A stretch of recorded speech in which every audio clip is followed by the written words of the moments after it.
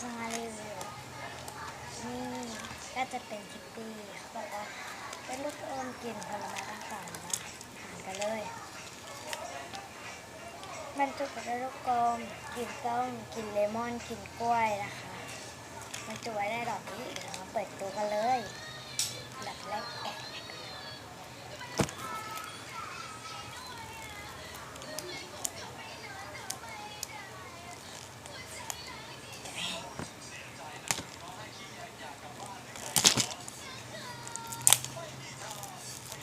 ข้า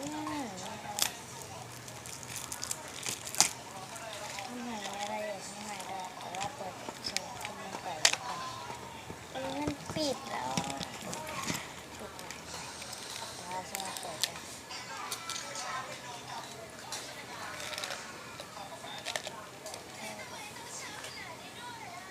เต็มว่า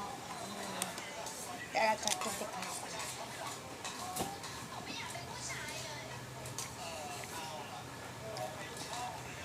กล้วยอ่ะตะไบมันเขียว